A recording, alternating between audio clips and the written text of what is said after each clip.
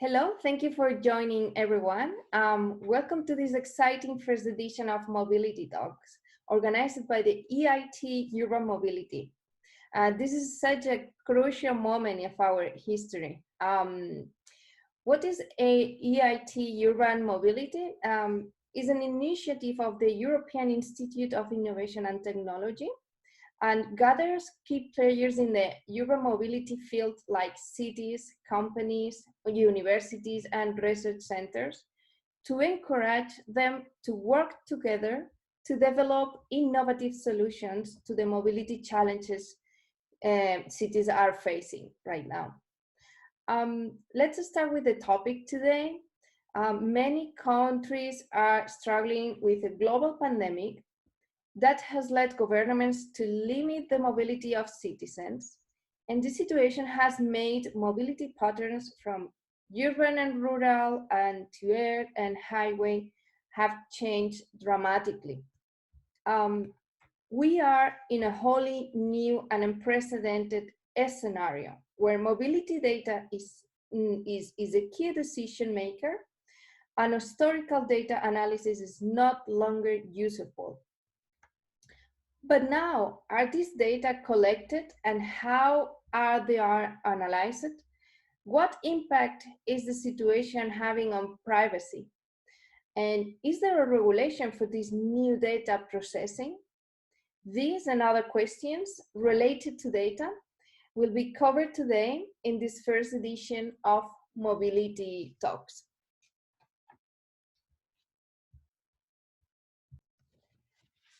So, we will start a fantastic keynote presentation by Joan Maria Bigas, Director of Mobility, Transport and Sustainability at AMB, Barcelona Metropolitan Area, which will present the impact of confinement on public transport in a city like Barcelona. Joan Maria is a civil engineer by Catalonia Polytechnic University, postgraduate studies in economy, business and urban management, with more than 25 years of experience in the transportation and mobility sector. Today, Joan Maria is the Director of Mobility, Transport and Sustainability in Barcelona, in the Barcelona Metropolitan Area, which involves 36 municipalities and the subway network and more than 2,000 buses carrying more than 650 million passengers per year. Hello, Joan Maria. Please go ahead with your presentation. Thank you very much for joining us today. Okay. So I'm trying to explain you about the guidelines for a new mobility after this episode of COVID-19. So this is a change, as Federica has explained. This is a dramatic change on the mobility system that we knew at the present. So, and now we are going to see how that can be in the next future. We can see here what's the Barcelona Metropolitan Area. So 36 municipalities, including Barcelona, 3.2 million inhabitants and 636 square kilometers. Okay, so we have to coordinate all these municipalities just to be aware to deal with this crisis in this change of the mobility. Here is a fast overview about our competencies in territory, urban structures, urban plannings, transport and mobility, environment, social cohesion, and economic development, housing, etc. But I will go through this slide. And also here you have our mobility competencies or responsibilities. We deal with the bus system, with the metro system, with the taxi regulation, also with planning for tourist and cultural purpose transport, the promotion of sustainable transport, and the management of the basic metropolitan road network.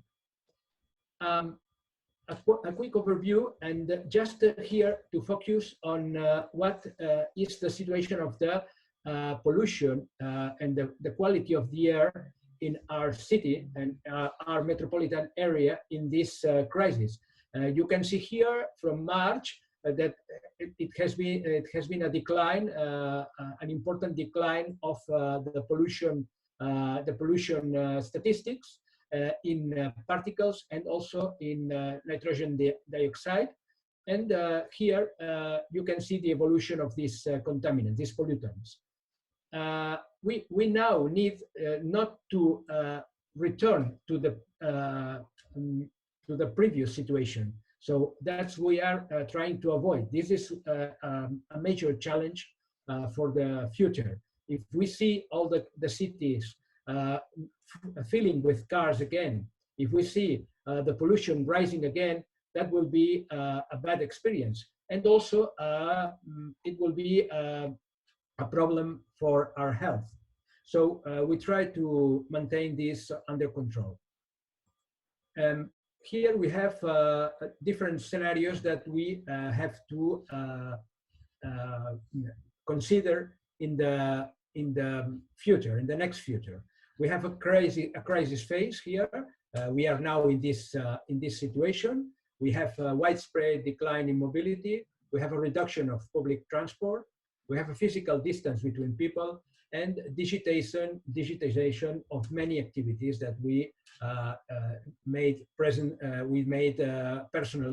in the previous phase. We have a coexistence phase that will be the next phase, and we will have periods of confinement and mitigation. We'll have periods of progressive recovery of mobility. We will increase the non-mobile population, the population that is staying at home, working at home, and we will see changes between the demand on the different transport modes and the transport systems. Okay, we will see sharing of mobility between public transport, private transport, more individual ways of transport. And at last, we will see a vaccine phase that will be a mobility more similar to the pre-crisis. We expect that that will be the future of this crisis. We will see a slow recovery on demand of public transport, but maybe we will last to take the same figures that before. We will see high levels of in private means and significant growth of non-motorized modes. Here you see the priority actions that we are planning for our metropolitan area. I will go through this slide because I have few time, and you can see these measures in the next slides. We need in a first core topic, we need an agreement for a metropolis with more bicycles and pedestrians. That's very important to keep the public transport under control, to keep the public transport with a moderate occupation and with the protection for the passengers. Okay, so we need to improve these lanes for bicycles, and here we have a metropolitan network for bicycles that we have developed in the next years, and we are implementing more and more. But we need to go faster in the construction of this metropolitan network. So we plan to implement tactical lanes and tactical paths for bicycles and for pedestrians that can be implemented very fast and urgently. So we will have in this field 70 more kilometers. We try to have 70 more kilometers of these bike lanes and pedestrian lanes. We need to make a tactical extension of pedestrian spaces with 43 connectivity projects that we have to implement. We need an immediate extension of the low speed zones, 30 kilometer zones per hour, 30 kilometers per hour zones. on the metropolitan municipalities. We need to promote the use of bike sharing services. We have 2 different bike sharing services in the metropolitan area. We will increase the private bicycle parking service. We have some big parking services for bicycles around the stations, and we will put 40 new stations around these transport stations and the most important centers of activity around the metropolitan area. We have to have an execution plan for the rental of bikes to promote the sale or rental of the bikes. And we have to promote the cycle logistics services. That means the last mile of the deliver of the goods have to be made by bikes, by electric bikes, and let's see, not vans and not trucks, but we try to make this last mile with more sustainable services as the electric bikes. And last, we need a communication program and a road education program for to promote the bicycle use. A second axis of this strategy, this plan, is the recovery of the public transport as an essential service. We try here to develop high occupancy vehicle lanes in the main metropolitan corridors. You see here the map of them in the south and in the north of Barcelona. Here on the right, you can see examples of this. But we try to implement tactical lanes that can be implemented very fast. So we have the projects, we have the plans, but we need now to implement them just with painting or signals that can be put very fast.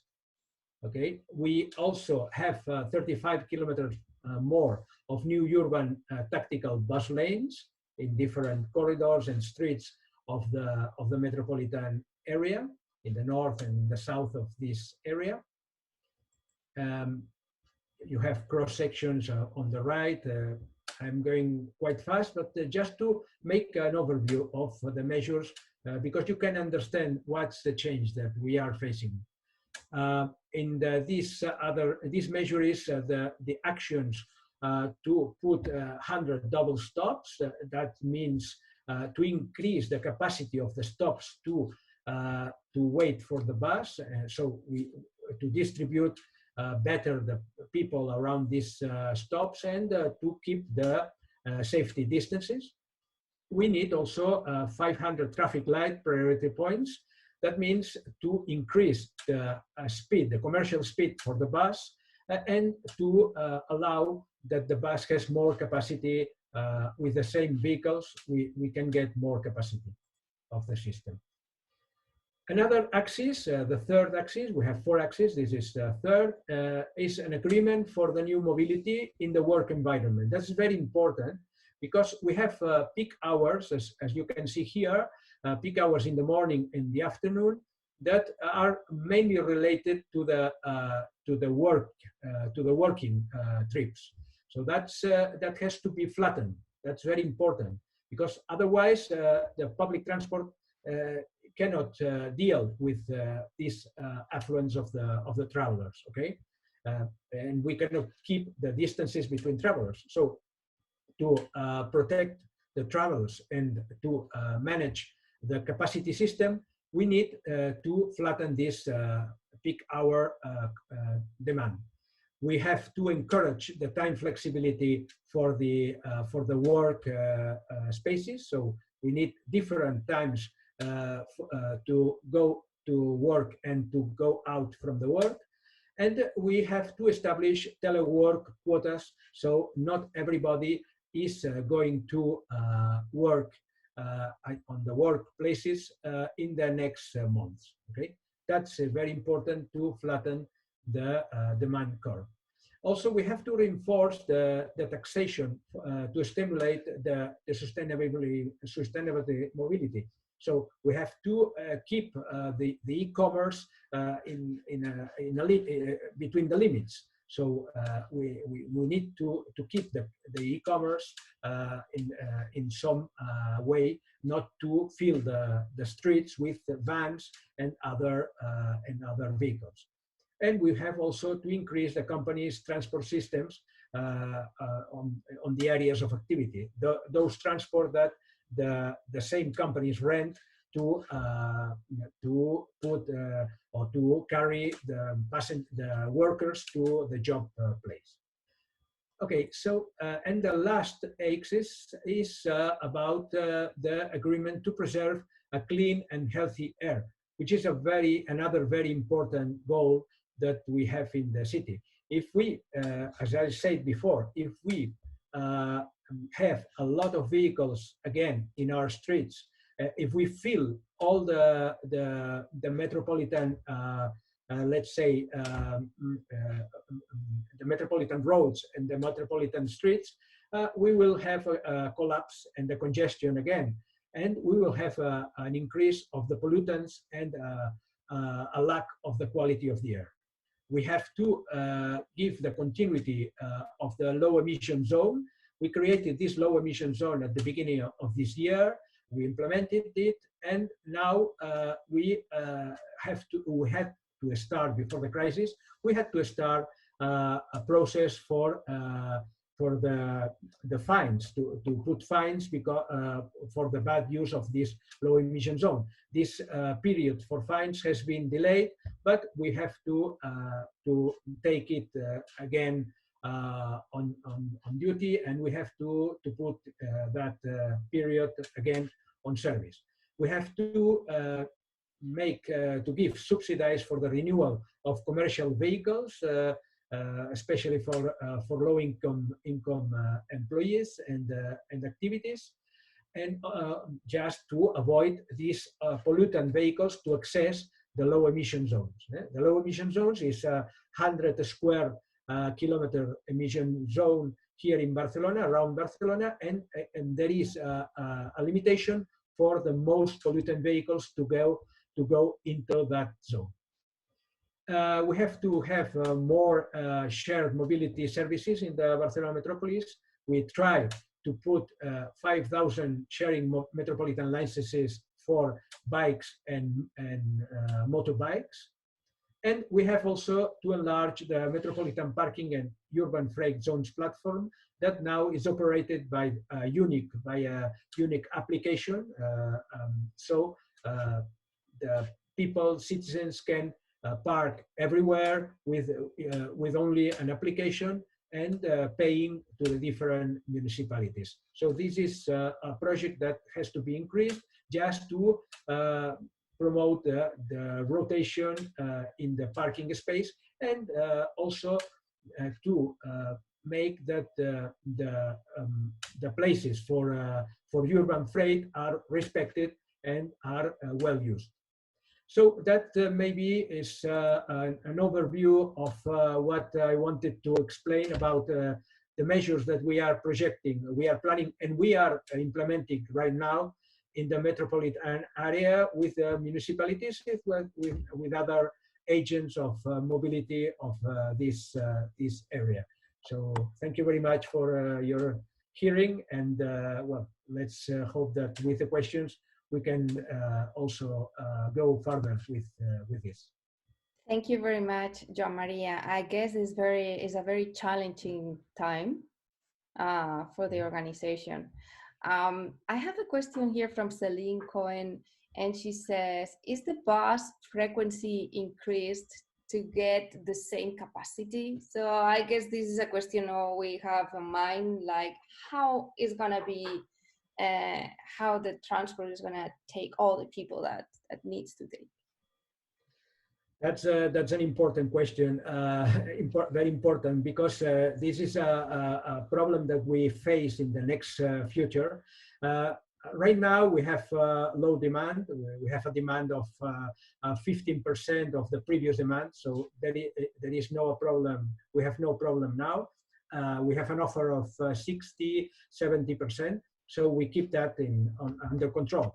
But in the next future, we can have that problem, of course, and that will be a challenge that we don't exactly know how to face. As I previously said, we need to flatten the demand.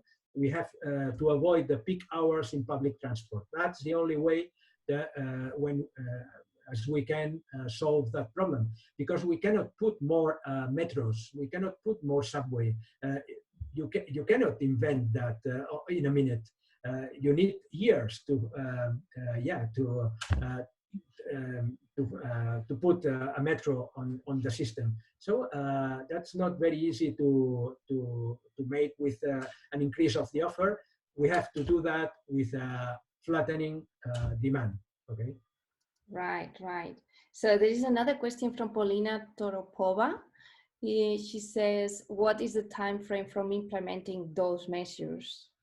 Are we on time to do all this work you just presented?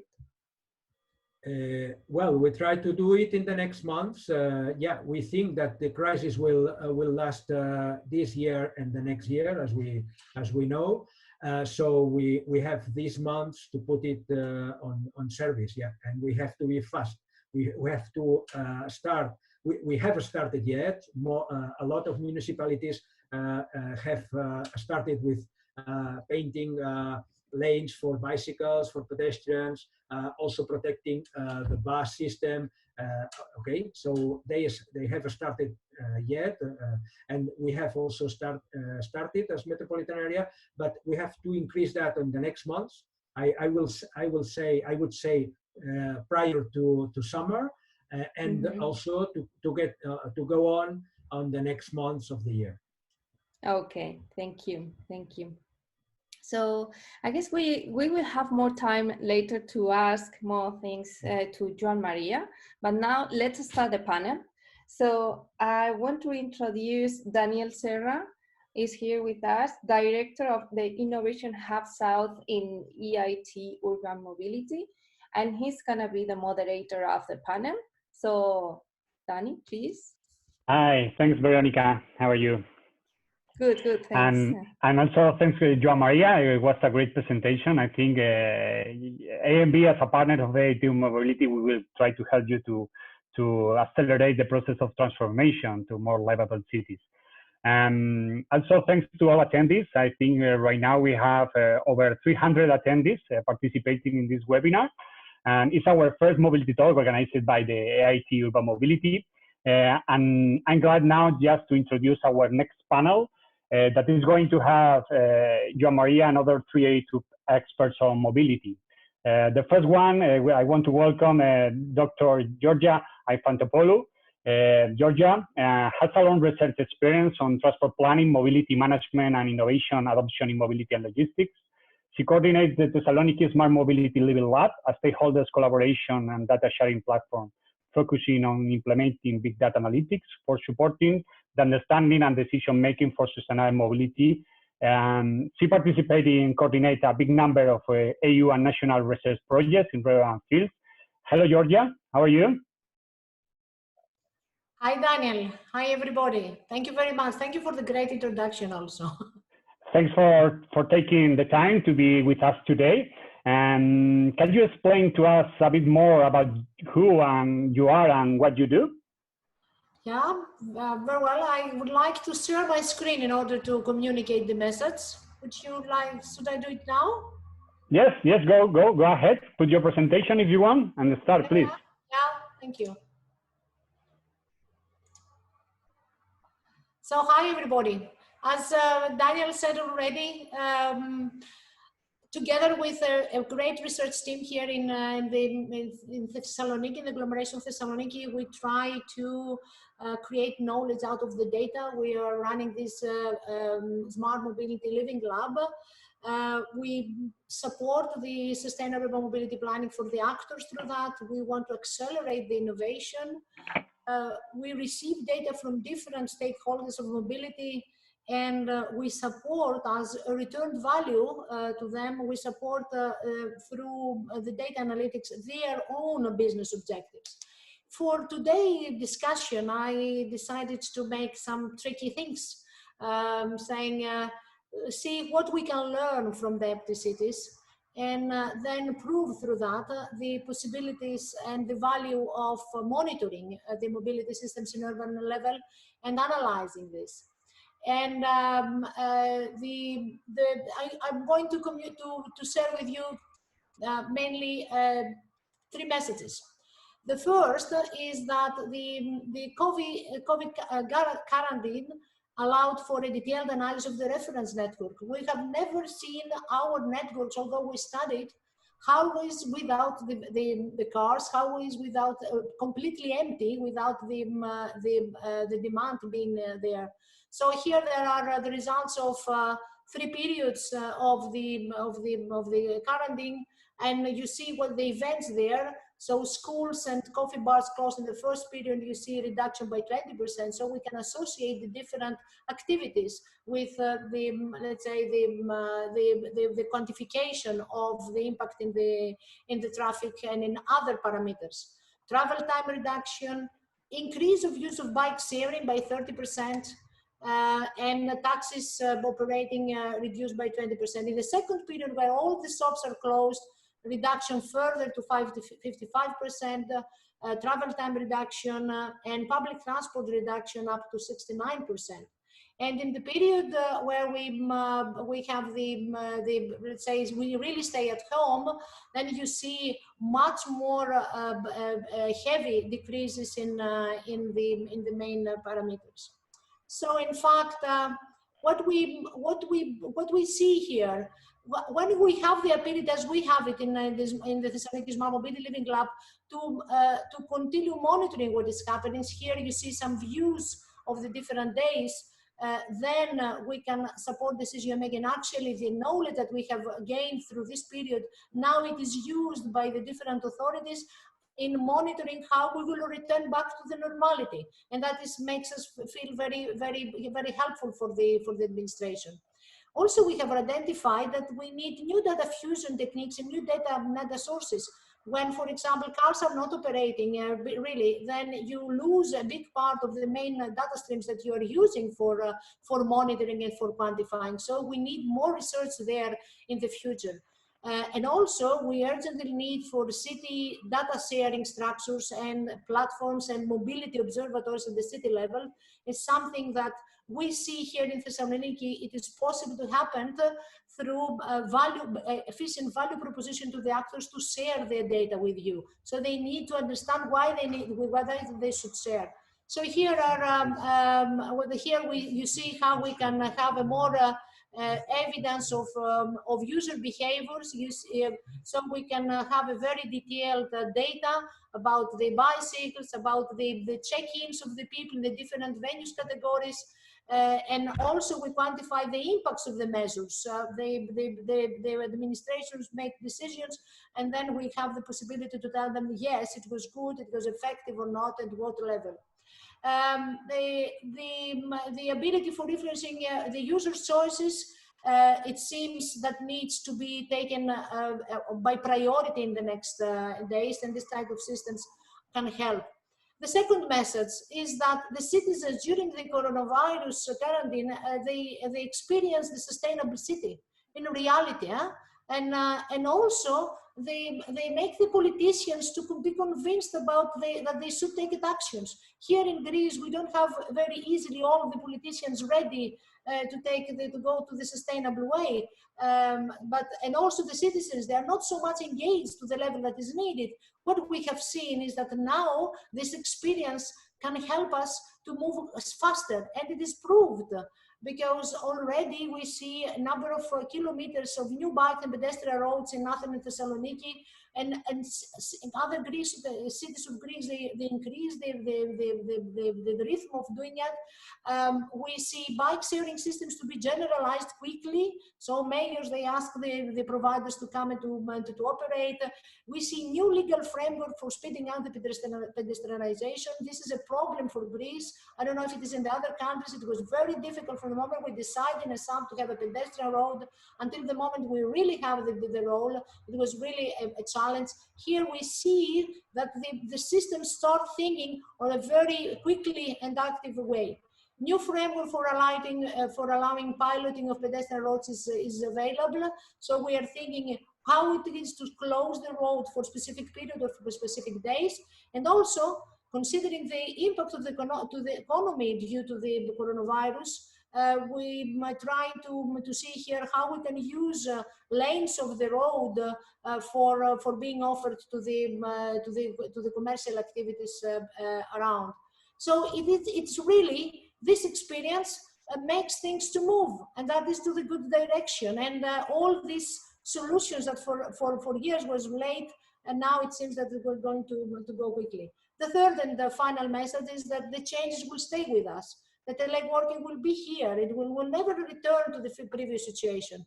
And it is necessary because of that to reconsider some of our priorities also for sustainable urban mobility policy. So here you see some results of a questionnaire we launched through our Smart Mobility Living Lab to the users. It is still open, so I just use some first results here to see. The question is, how safe do you think is for you to use the public transport or the taxi at this moment?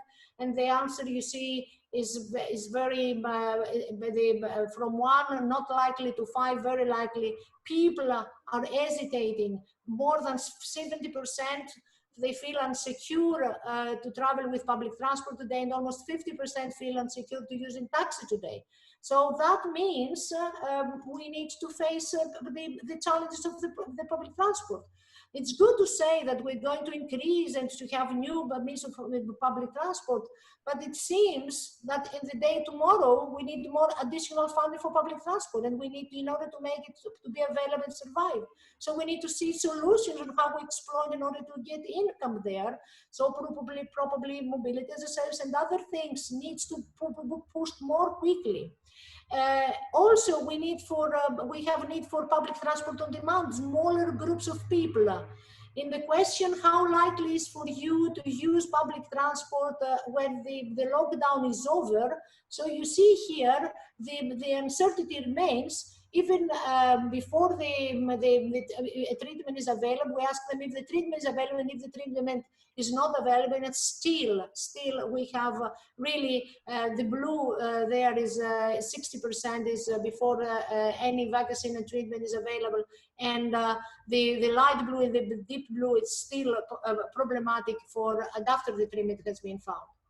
So in this issue of changes, there was we asked them how likely is for them to share a car or to share a taxi with someone going to the same direction.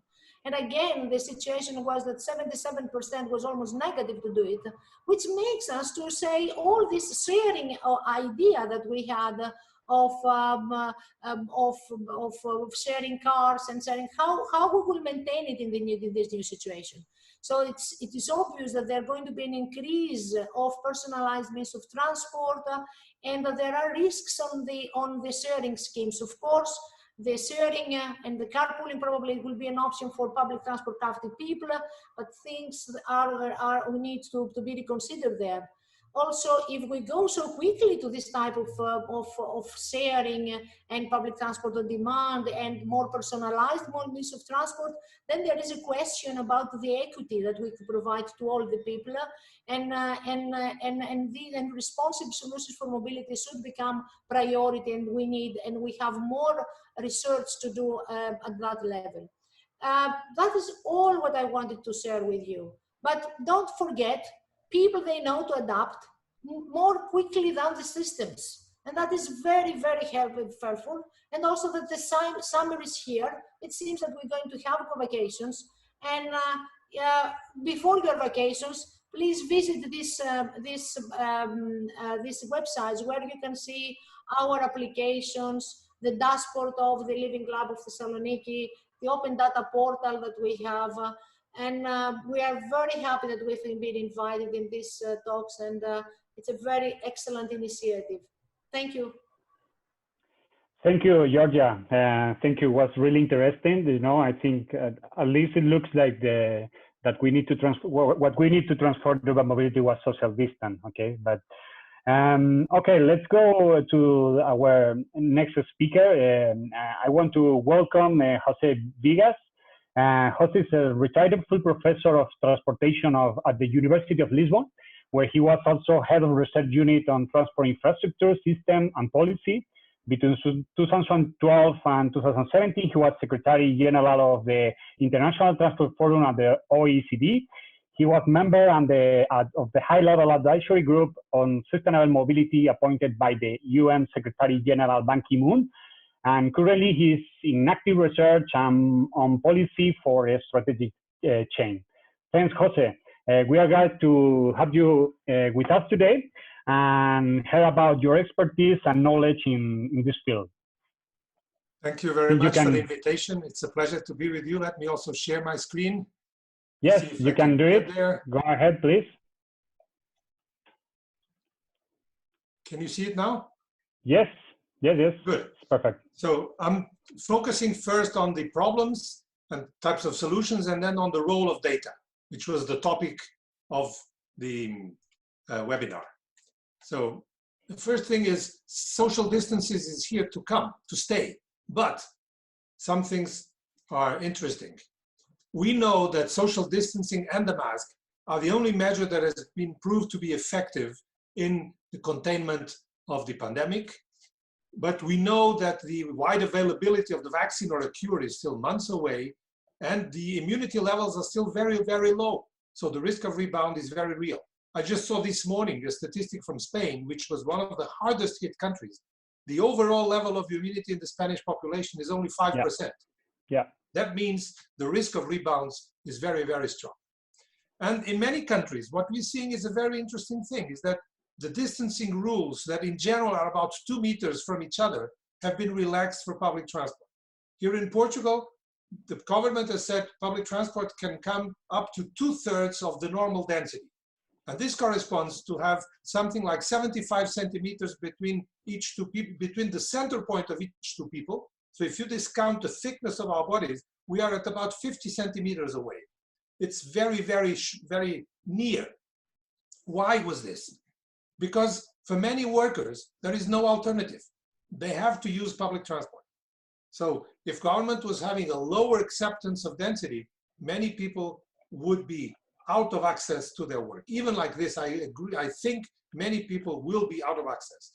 And because, as Joan Maria has already said, it is impossible to quickly increase the supply. You don't just go buy trains on the coffee shop at the corner. But then, because of besides the official rules, you have something that George already mentioned, which is the fear of contagion. And this is a major element in the reduction of usage of public transport. And so, inevitably, most people that have an alternative, that means a private car, will prefer it. And there will be a big risk of traffic gridlock as the economy will open. This is a very significant risk. So what are the solutions for efficient access? We need quick measures, both from demand and supply. On the demand side, teleactivity in general, which especially because of the peak hours in traffic means teleworking, which is something that now has been proved to be effective and at good scale. We have had here in the Lisbon Metropolitan Area, about 50%, a little more than 50% of the people actively working were in teleworking. And it has worked beautifully, and curiously, many people even liked it.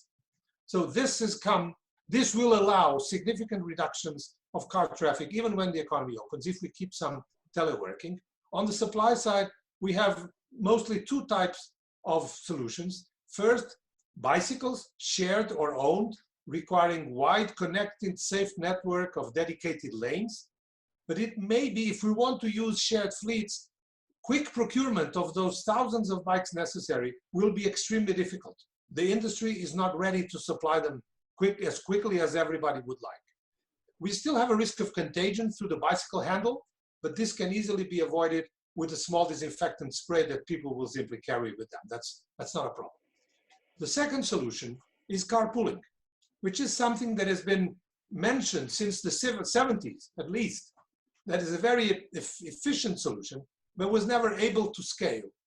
But it would have a great potential for those escaping public transport or left unserved. The problem why it has never brought up to scale, I think it's because the value proposition has never been good enough.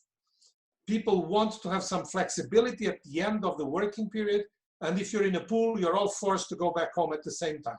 So a new value proposition, new business model is needed.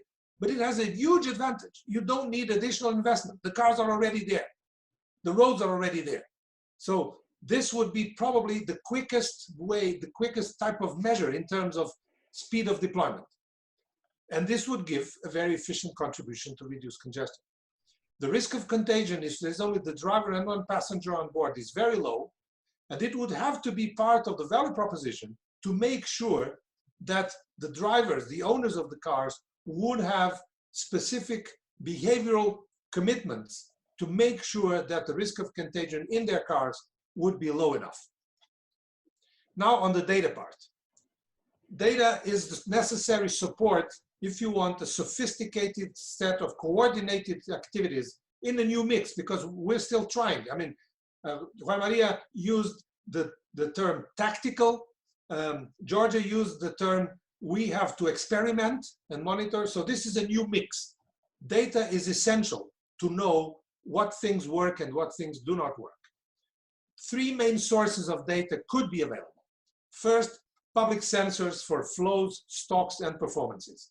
Our cities have started to invest in this. I think this is an area that very few people are speaking about, in which I would say we need a massive crash program for investing with sensors in our cities to monitor better. All our cities, Thessaloniki, Barcelona, Lisbon, have probably hundreds of sensors. I would say they need tens of thousands of sensors of different types to be literally having a living laboratory of how the city is performing. And you could have information on flows, on stocks, and then performances. Then the individual devices, the smartphones, for the location, the displacement, and the contacts. And then finally, very important, the sensors on smartphones or others in the vehicles of professional services, both passengers and goods. Of course, this raises very sensitive issues, not only about privacy, which is the thing that we always speak, but also about commercial value of the operators. We need the authorization from the individuals, but we must remember that many people have granted these authorizations when, for instance, they want to use the parking app that Joan Maria mentioned. They already gave permission for the location of their phone to be monitored. When people are using public transport and asking for when the next bus is coming, they already gave permission. A lot of people even give it by default. And so when you go to a restaurant, after you leave, Google asks you, how good was the restaurant where you were? And how does Google know? Because you allow them to locate you. But also interestingly, some operators are resisting the requests of the authorities to have the activity of their vehicles tracked. There's a big fight going on in the American courts between the city of the county of Los Angeles and the Uber, because Los Angeles has established guidelines for data sharing by all operators in their city. And they established this in dialogue with the tens of operators that they have there, both in passenger and goods. What happened? Uber refused. And Uber has put them in court saying, this is a violation of my intellectual property, and I don't know what would happen to my data if this falls in the wrong hands of my competitors. This could be a very significant loss for my company. So the authority may force this as a condition, but some operators will resist. What I want to stress very strongly is that the key question is not who has access to my data, but what use is made of my data. And here, authorities could have a role in making sure that for some more sensitive applications, that data is not shared for anything else, not even to take cookies. The problem is that too many companies are making data with selling our contacts and our locations for publicity purposes. We have to make sure that in at least some of the applications, maybe they need to be publicly subsidized, but we need to make sure that our privacy is not invaded. Now, if we want to make the best use of all these sources of data, the data they collect has to be jointly used. we have to bring together. Georgia also mentioned this about data fusion. This is, I think, the big critical step we have to give in technical terms. Because we can easily, among other things, make a smart detection of situations of poor performance, both by some people, but also collectively, in terms of the efficiency of flows. This would, just as an example, to detect harmful roaming of ride-hailing operators, which are roaming empty, many kilometers in the city. This was detected in the case of New York as the major new cause of congestion, was Uber drivers trying to locate themselves tactically well for the next client.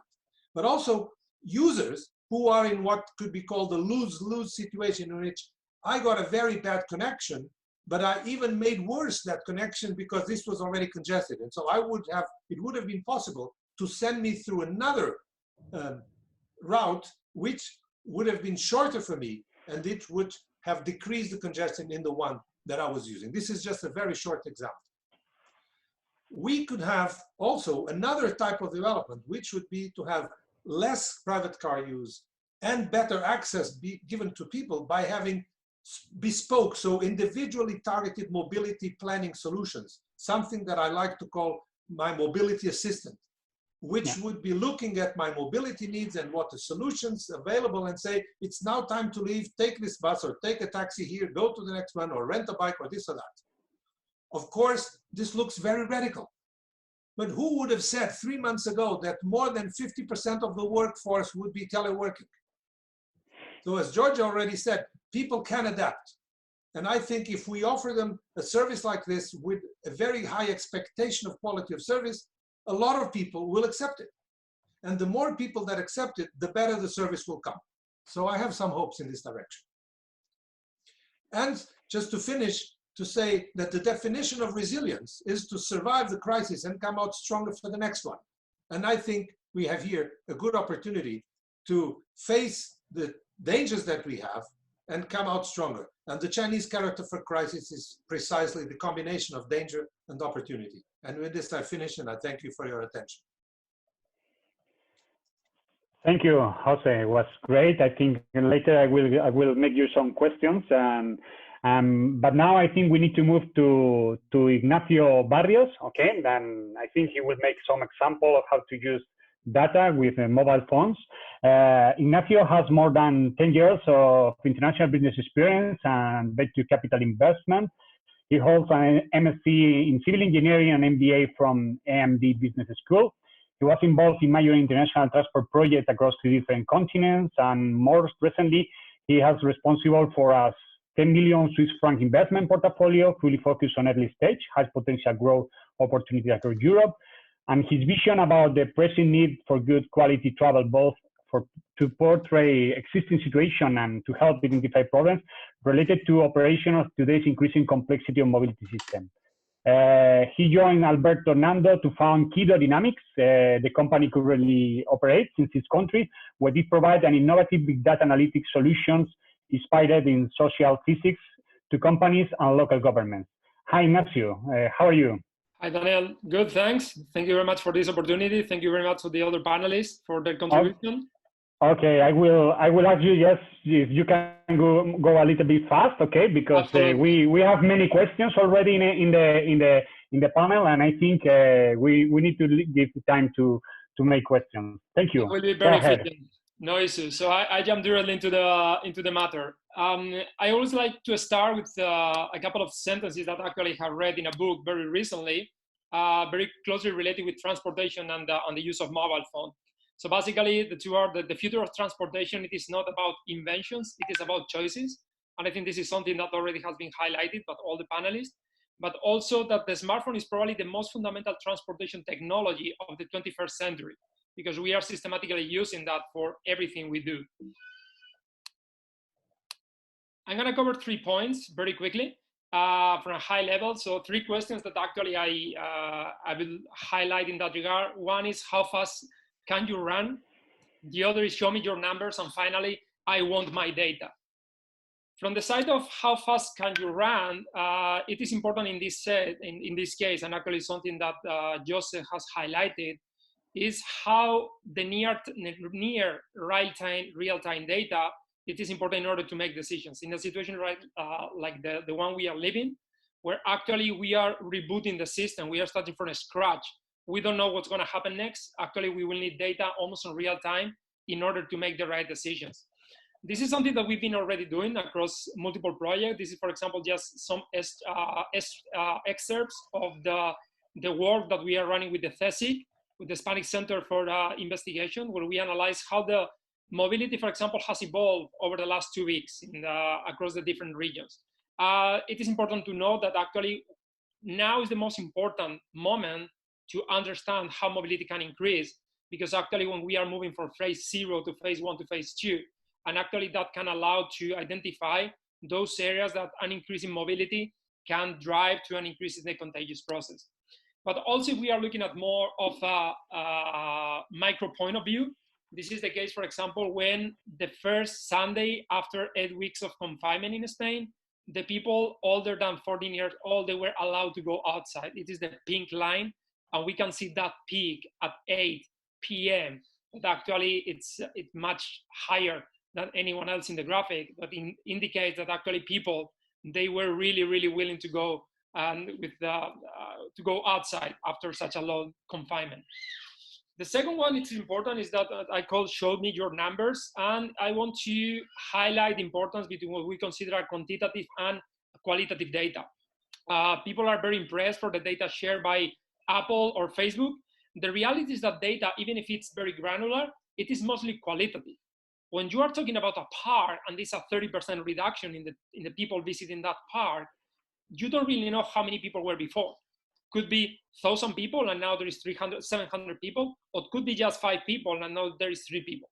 So that implies that we have to put the data into perspective and not only consider the qualitative aspect, but also the quantitative aspect.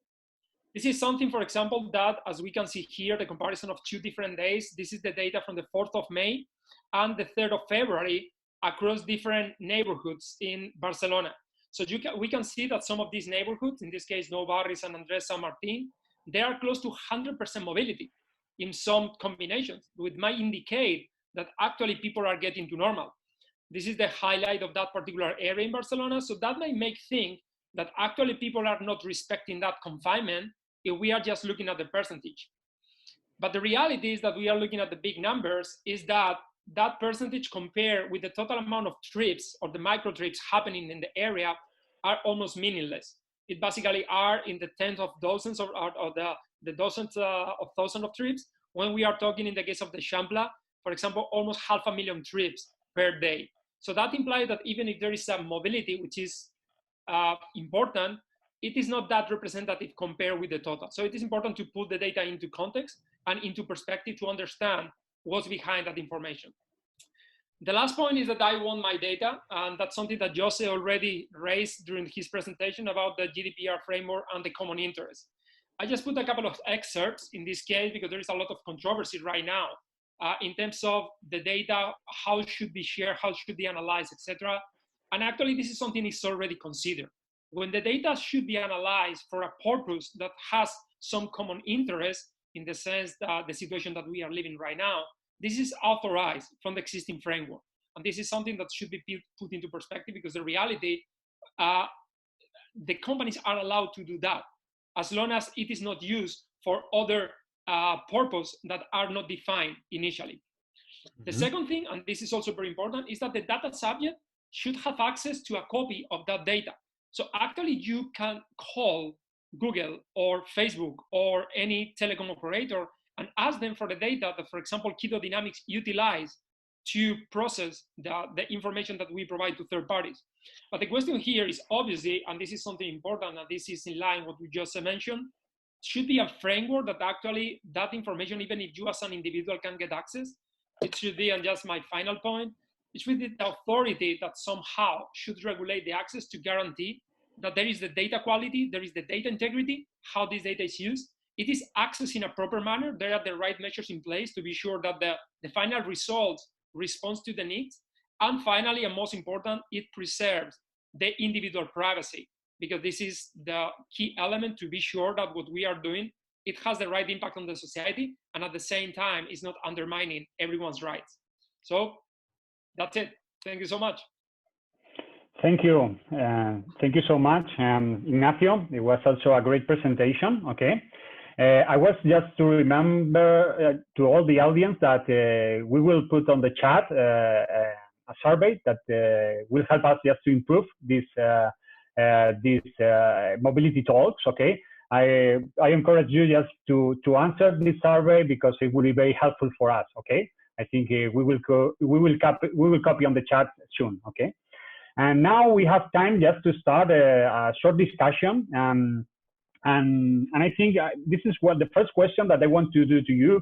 I think it's maybe you are free to answer because I think I want to know your opinion.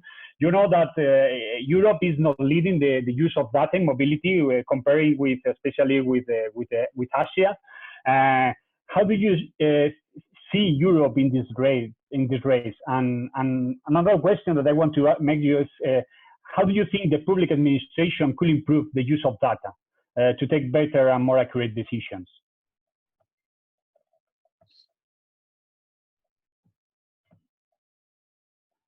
So for okay, who was the question? Yeah, you can now hear me? Okay. Yeah. So who was the question? Yeah. How do you see Europe on the use of mobility on data? Who are you asking? Who are you asking? Yeah, I think for all of you, I think you can answer yourself. But if you want, Ignacio, if you want to answer this question, especially from the status of Europe in this race. Sure. No, I think there are two components. I think that on one hand there is the privacy concern, and the other one is the role that the administration are playing in sharing the information with the citizens about what to do with this data. I think that from that perspective, the Asian countries are better used to somehow lead the mandates of the different governments. I mean, not necessary to be China, but we have the example of South Korea. And in that regard, in Europe and many other countries, we are more or less confident in that leading role of the authorities. So from that perspective, I think that the first step would be actually to really share with the citizens and to let them understand in plain terms what is the usage of this data and what is the actual purpose. Try to leave behind the concept of Big Brother that is pretty much installed in everyone's minds, and actually show actual cases how the use of this data can drive to better infrastructure, better management systems, and reduce the cost that actually it's one of the many of the major concerns at the administration level at this point in time. And coming back to the normal, I think it's going to be an even larger concern. Okay, yeah. Thank you, Ignacio. Jose, how do you think that the public administration could use more the use of data in order to have and to take more accurate decisions? This is a question which has an almost impossible answer in generic terms, because there is public administration and public administration. What I see both here and during my time at the ITF is that even within the same country, you will have some agencies which are very much, how could I call it, up to date in not only the use of the technologies, but in the capacity to digest, to collect and digest and process that information and make it available. And others that are still going in the old ways.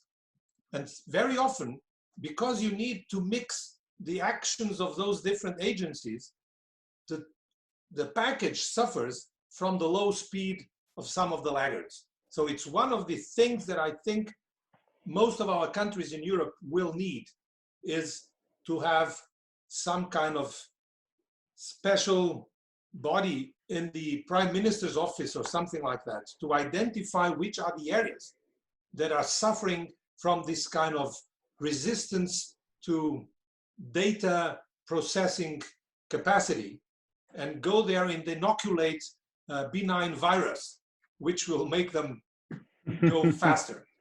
You see, so from all the countries, and I've been looking at situations from virtually all European countries, in all of the countries, you will have easily found 3, 4, 10 agencies which are incredibly modern in doing these things. And it's not so easy to find, but if you look carefully, you will also find another 5, 6, 10, sometimes 20, which are still moving in the 1980s. Maybe they already use email, but some of them probably still try to use fax, but they do not have many clients for fax. You see, okay. So it's this kind of diversity of speeds in this case is hurting. Yeah. And it's something for which I do not have a cure, except that you must have some kind of special agent from the Prime Minister's office to identify these things and try to see what needs. Maybe it's a change of the leader, maybe it's some other change at intermediate level, but this is a problem for many of us. But we have seen right now how our governments are using, especially this information from the mobile phone data, and they are making it public. Okay, do you think that the COVID could improve that they consider this new phone data in order to take decisions for the future mobility?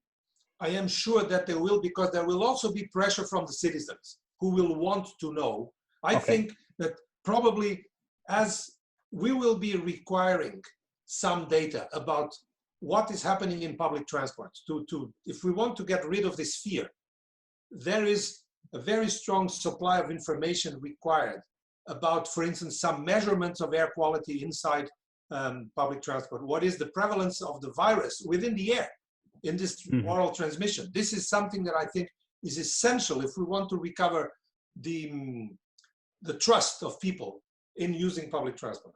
Something similar should be done regarding the very regular update of these atmospheric pollution maps that were shown in the beginning of Joan Maria presentation.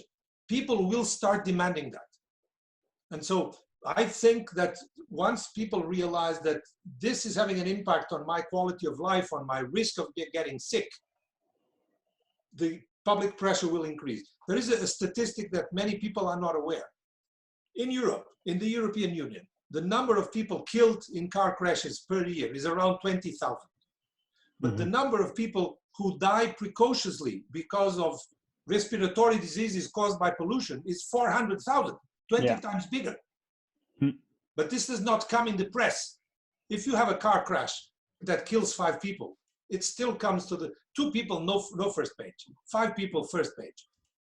But if in the same day, 25 people were killed earlier than they should have normally died because of these respiratory diseases, this is a very fine spread of damage, and it does not come there. But those maps that we have now seen comparing the level of NOx in the atmosphere before and after, 1 year ago and now, I am sure they will have very big impact on public opinion and public requirement for the governments to inform us very timely about what is happening. And if we are going back to the same levels, people will come to the government and say, how could you allow this? How was it possible? Okay. So, something like that. Thanks so much. And now I want to make a question to Georgia.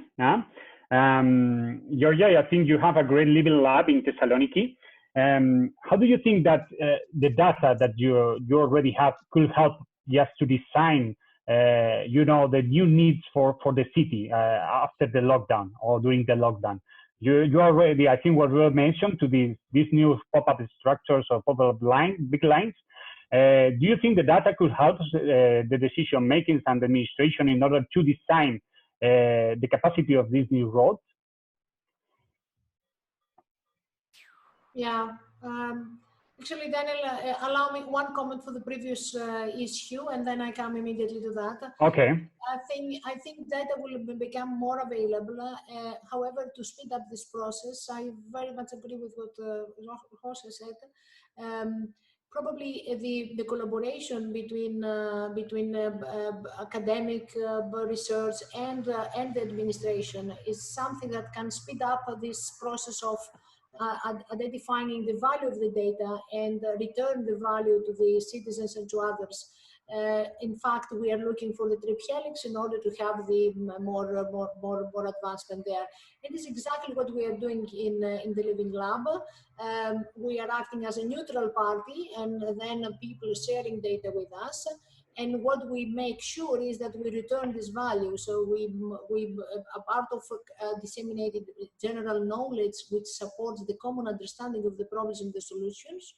we also return specific analysis for each one of those that they're providing us data that improve their business. So it's that makes the thing sustainable. However, what we are thinking now here with all the stakeholders is what we call resilience by design.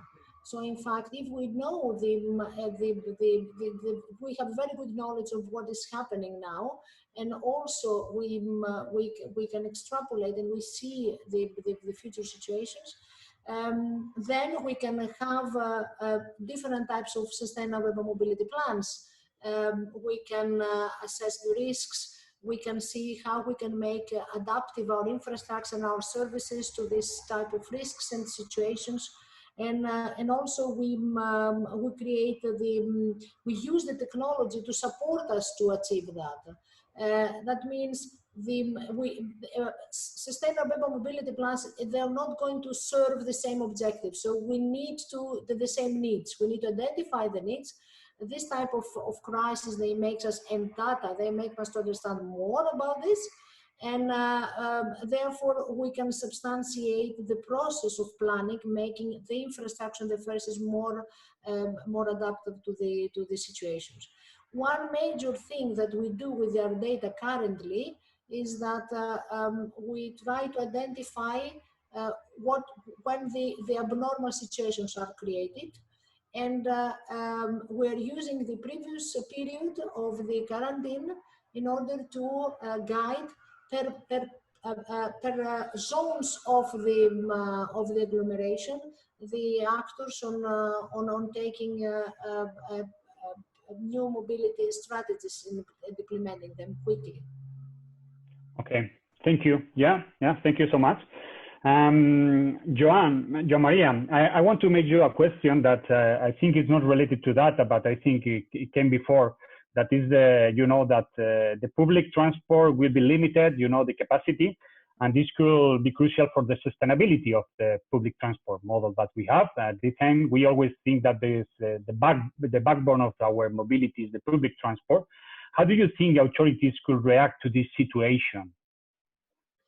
Well, as I said previously, we only have the flatten of the curve of demand. So we have to avoid the peak hours were known before. So as we knew before, we had a lot of amount of passengers in the peak hours, and the rest of the day it's more. We can deal more with those passengers. So if we are able to flatten the curve and to reduce the amount of passengers on the peak hours, I think our public transport system is perfectly able to deal with the demand along the day. Okay, but we need just to avoid those peak hours, those rush hours that in the previous terms are a problem now for the public transport system. Okay, thank you, Joan. Now, Veronica, maybe we can make some questions for the audience, because I have seen that in the chat there are a lot of questions. Maybe you can make some questions to the panelists. Okay, go ahead. There are 40 questions right now, so definitely we don't have time for all the questions. Sure. We're so sorry, but I'm gonna try to put together a couple of questions from Sian Odovan. He says, are you working with care suppliers, Joan Maria, community groups, employers to regulate demand? How do you manage those engagements? And also Christoph asks, how do you feel the management of flattening the peak period with the companies? Is the dialogue easy with the companies to regulate telework?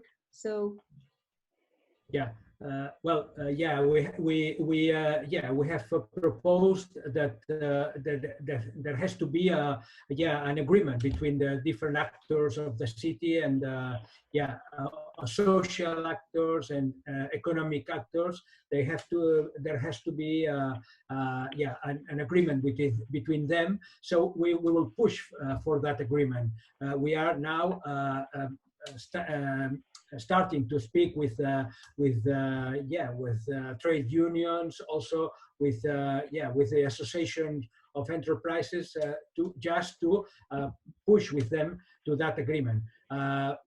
We think that that agreement has to be made also with the governments, regional, national government. So it's not a question only for us, but for the whole society. But we also think that the government has to implement rules on that matter, and I think they are thinking on that. We have seen different positions about that, and in the recent times. So I think new regulations will apply for that matter, and we will push to make them possible. Yeah. I can imagine that regulations are always slow, so that would be a challenge also, yeah, right? It is. Okay, thank you, Joan Maria. Rafaela Sana is also asking, are you using any technology to automatically control the load factor of buses in public transport? I guess technology is one hot topic right now.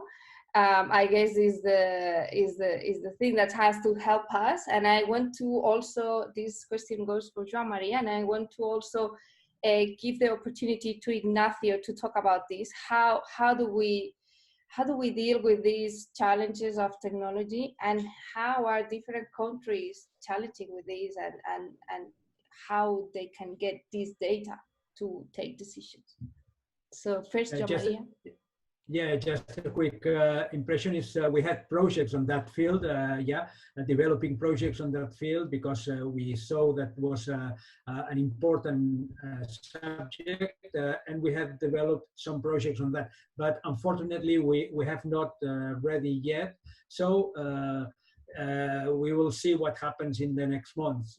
Maybe Ignacio can complement my answer. Thank you, Joan Maria. Thank you, Joan Maria. No, actually, it's a relatively common question. I would say that today the technology as it is could solve the problem, but actually we would be facing in many regards the question related to the privacy. There are different applications that through the software development kits, they can actually accurately predict that you are in a bus and you are moving at a certain speed. The question is the way you are sharing that data in real time, and actually what happened if you are going about that threshold. Are you kicking out someone out of the bus, and how do you do that, and with criteria? So in that regard, actually, there are multiple companies trying to overcome that situation. I don't see in the short term a clear way to solve that problem. There are indirect methods, obviously, that there are many companies utilizing. That is the load of the bus, so you can predict basically what is the average number of people that is inside. And I would say that the most effective method in this case would be the driver not opening the door if he sees if the bus is too crowded. But from the automation perspective, it's an unsolved issue, even if there are very good initiatives in that regard. Challenging as well. We have another question for Georgia and Jose. So Georgia, we have seen, it's from Pedro Llorens. So he says, we have seen more Spanish cities refusing to set up a complete, effective and safe network of bike lanes because they say there is no demand, while other cities in Europe and Spain, like Paris, have been very successful making available a wide network of bike lanes. And they have seen a dramatic increase in the use of bikes. So which of these two policies do you think is the right one? First, Georgia, and then Jose. Yeah, I think the development of the bicycle lanes or arteries or roads, because we are using a lot of terms should be a priority and should continue. However, just to create infrastructures is not sufficient in order to achieve the model shift and you then have users by of these bicycle lanes. So as it has been also mentioned by José before, is that you need to give the citizens the information of what is the impact if they make it one choice or the other, and also to provide them and if possible to advertise the possibility of fulfilling their needs for mobility every day by the bicycles. Also in our South Europe countries, we see that bicycle is not a commuting mode, is not a mode of transport as people, they don't believe it like, they don't consider it like that. It's more to go for leisure and thus is something that it is good because you start from already existing knowledge of the user, but you need to make some effort in order to turn this and to become really a commuter using the bicycle. So not only the infrastructure, together with changing the behavior and informing the citizens. Okay. Mm-hmm. Jose, do you want to add anything else? This is a very classical problem when it comes to introducing new things. And you very often hear it mentioned as the chicken and egg problem, which came first. And you have today exactly the same thing going. Nobody's speaking about it now, but 6 months ago we were about the electric cars and charging infrastructure.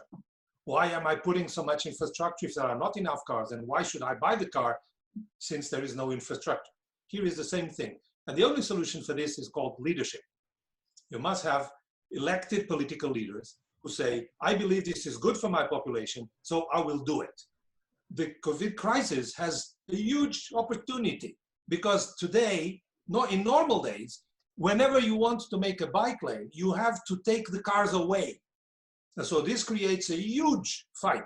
I was living in Paris when Mayor Hidalgo took the cars away from a part of the northern bank to introduce pedestrian and bike spaces. This was a 3-month political dirty fight. She won, but it was very bad. Now you have the advantage that you don't have to take the cars away because they're not there. So it's politically a lot easier. The difficulty, as Giorgio was mentioning, is that in many cities, people do not have the bikes in numbers enough to make good usage of that quickly. And if you go and try to buy 3,000 shared bikes suddenly, the suppliers will tell you that it takes between 6 months and 1 year, plus another 6 months for the public procurement contracts to go on. So this is difficult to bring in as an emergency measure. In any case, there are solutions that can be made. For instance, in the UK now, the government has said public transport is very dangerous. So they've introduced just last week a scheme of special benefits for people to buy bicycles. So privately you go and buy a bicycle, and this can be co-financed by the government and by your employer. And then in the end, the buyer of the bicycle will pay something like 30% of the total price over something like 2 years. So there are ways to make this deficit of bicycles in private hands less serious, less bad. Politically, it's a lot easier, but you have to have a tough mayor. Because if he has an election within 1 year, and this is in a city that do not have enough bikes in families, he will not do it now. That's true, even if the cars are not there, because for the time of his election, the families will not have enough bikes to fill the lanes. If I might ask one point here, because I think it's also important and it's in line with what you're saying. It's something that actually I think that Joan Maria can also contribute. There is a trend in general, and we are suffering and living that situation with many with the so-called micro mobility providers, that actually this impression that one-fit-all solution, and actually you can solve all the traffic issues of a city with e-bikes or with e-scooters or with mopeds or with whatever honest solutions. And the reality, as you said, is that one thing is the volume, and actually 5,000 bikes in Barcelona would have an impact close to zero, because the reality is that you have like 3 million trips a day, and just in the downtown. So that makes that you not only have to consider the bikes or the e-bikes as a solution, but as part of a much broader view and a holistic approach. Because what happens if that day is raining, or that day is snowing, or for any reason there is a drop in the power supply, and the e-bikes are not recharged for any reason. So I think that obviously what we are missing, as you said, and I think you mentioned the word leadership. It is basically to tackle things not from a populist perspective, not having this fancy picture with 100 brand new bikes in a corner, but actually having a plan where the city you want to be in the next 5 to 10 years, and then start implementing things in such a way that you can solve things on the go, and not just having like a snap decision that probably will create more problems than solving. Sure. Let me just add one thing regarding the scale. I saw a paper about 6 months ago that said at the peak hour in the morning, in the central part of London and in the central part of Dublin, the mode that had more vehicles in motion was already the bicycle, not the private car. So if you look at those 500,000 or 5 million trips of Barcelona during the day, how many of them are made by cars with 1,3 or 1,5 people on board? Take the same number of people, put them on bikes, and it occupies less space. And even on the weather, try to go to Copenhagen in the winter. I was there 2 or 3 years ago in a heavy snow day. And those crazy Danes, they were still using the bikes. So it's really a question of training, of getting used to that, and have proper clothing so that you don't get to the office completely wet. And Denmark has been on this for 30 years. When I visited first 35 years ago or so, there were very few bikes in Copenhagen. Now it's the mode with the biggest share. So it is possible, but it takes not only leadership, but consistency, as you were saying, 5 to 10 years at least. But it is possible. And now is the good moment to bring it forward, because you have a good excuse, and then just forget to take it away. Consolidate the infrastructure instead of having this paintings and fast fix solutions, then gradually make the definitive infrastructure and make a promise of that to the people. You can buy your bikes because we will take care of you. And this is possible. Can I add one thing here? I think we are a little bit out of time, you know. I think we need to close because, but okay, go, Georgia. I think just one point. Actually, if we enter in the dialogue with the citizens about how we share the urban space, then immediately we will get the feedback that bicycles and other modes of transport should be there, not only from the point of view of resilience. So I have something alternative if something will not work or it is congested or whatever.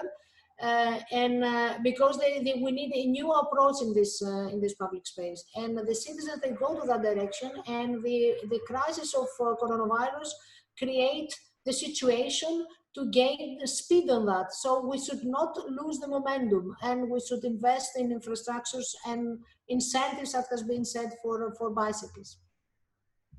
I just want to thank you, Georgia. I just want to launch a quick question to be answered with one word, if you can, okay, to recap the session, and we will close the event. So please tell us, in terms of how do you feel in terms of the globalization challenges in mobility? So what do you need?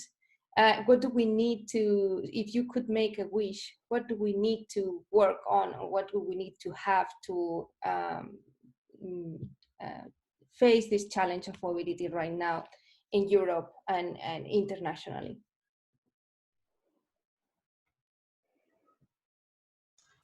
I can take the first shot. One wish. I think we need a collaboration and exchange of knowledge and more research. And I think what you are doing now, what all the communities are doing, is creating, is documenting this momentum and says to the people where to go. So we need to continue doing this. Thank you, Georgia. Collaboration. Who else? Joan Maria. Yeah, well, I think we need also a health conscience about the mobility is also impacting to our health. We have seen that before, and now I think it's more important than ever. So yeah, I think, good point. well, yeah. Okay, José, please, your turn. Yeah, I would second those two, but try to make it a wider sentence, which would be stronger public engagement and data engagement. Make the discussion with the public well-founded in proper data. Okay. And it will help. And this allows you to go multidimensional, as one was suggesting. Okay, thank you, Ignacio. Actually, Joseph broke my point, because I was about to say governance and purpose. So okay. that was the two words. I think they're as important as I said, to define where you are playing, actually to play safe, and to be sure that you are actually utilizing that data properly. And second, having the purpose to be sure, and the commitment to bring things to the new situation, not the new normal. That's something that is like what is talking right now. It is not necessarily to be the new normal or back to the normal, but to define and to reshape the new situation that we want to live in terms of mobility. Okay, thank you so much. Thank you so much, all of you. Thank you, the attendees as well. We are sorry that we cannot answer so many questions. That was a great participation. Thank you so much. Danny, do you want to close? Yeah, I want to close, and I will be as fast as I can. But I want to show you that from the EIT Urban Mobility, we are trying to. I think we can take all the things that you say in some words, but obviously we are collaborating with many partners. And for that reason, I think last week we published our exceptional COVID-19 crisis response call that is open for our partners and also for external partners. We have an additional 6 million euros to invest in innovation projects. I think you already write some of the problems that we need to in order to face the problem of the COVID. All the information is available in our website. The deadline of this call is on the 31st of May. And yes, I want to say you that you can participate on a pitch and meet. That is a series of webinars that we create in order to facilitate the project development and the building of new consortia. And we start tomorrow. I think you have time to participate. And also we have another one on the 19th and the 22nd of May. It's a great opportunity if you have ideas. I think the audience that are here, that you have ideas in your companies and you want to develop.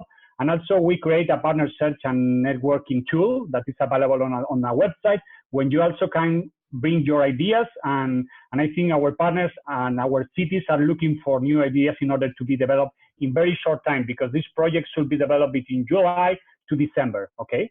And that's what I wanted to say. I want to say thank you. I think it was a great pleasure to have you doing this conversation. We have very good experts, and I think you bring us a lot of good thoughts on data. And I think we have a lot of challenge, but with a community like this one, I think we will be able to face it. Thank you so much to all of you. Thank you. See you in the next mobility talks. Okay. Thank you. Okay, bye. Thank you so much. Bye-bye. Bye. Thank you. Bye. Bye.